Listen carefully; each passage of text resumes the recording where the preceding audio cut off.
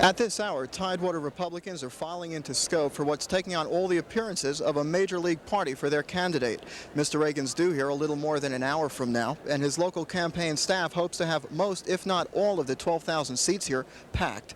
The place is all decked out in banners, bunting, and balloons. It's very much a convention atmosphere. This will be Reagan's second stop in Virginia today. He is en route from a meeting of evangelical Christian broadcasters in Lynchburg.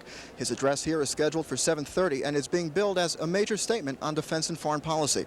Present for the rally will be just about everyone who's anyone in the state Republican Party. There will be 6 speakers before Reagan: Congressman Whitehurst and Tribble, Senator Warner, Governor Dalton, Attorney General Marshall Coleman, and former Governor Mills Godwin, who will introduce the candidate.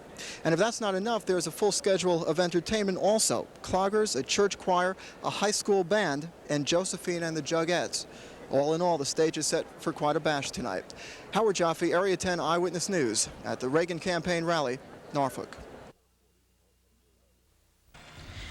With the visit of Republican presidential candidate Ronald Reagan to Norfolk Scope last night, GOP standard bearers from across the state once again pledged their support to get their party's candidate elected. Coming off the heels of that event, the party's top office holder in Virginia, Governor John Dalton, appeared at the Norfolk GOP headquarters today.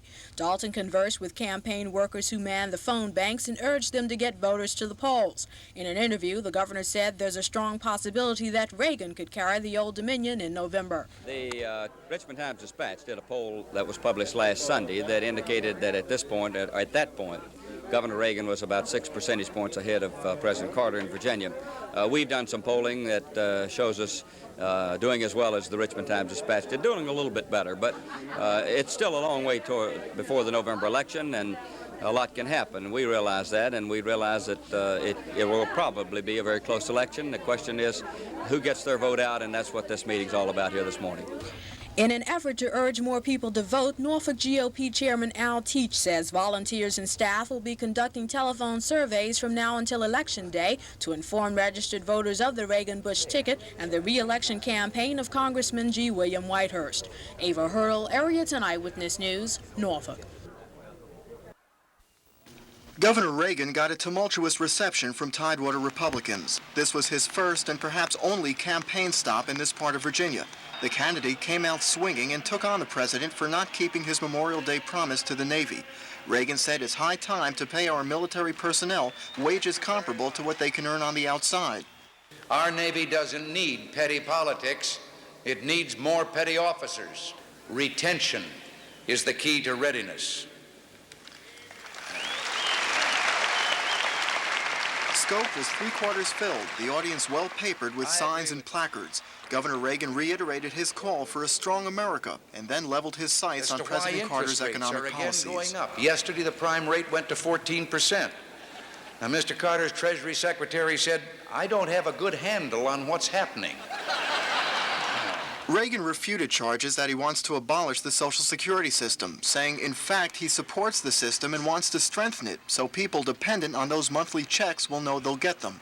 And he repeated his call for across-the-board cuts in personal income taxes, this to be balanced by a paring down of federal spending. Reagan said if all the fat in federal government could be rendered, there'd be enough soap to wash the world. GOP leaders who are predicting a Reagan statewide victory next month remember back to 1976 when Gerald Ford, the Republican candidate, won Virginia but lost it here in Tidewater. They hope things will be different this time, and that's why Reagan's primary push through the Old Dominion comes through Hampton Roads. Howard Jaffe, Area 10 Eyewitness News, at the Reagan campaign rally, Norfolk. It is not my prerogative to suggest how others should vote, and a deep responsibility on the wrong track. But then I go into Virginia. We had the largest increase in spending. I cannot support the re-election of President Carter.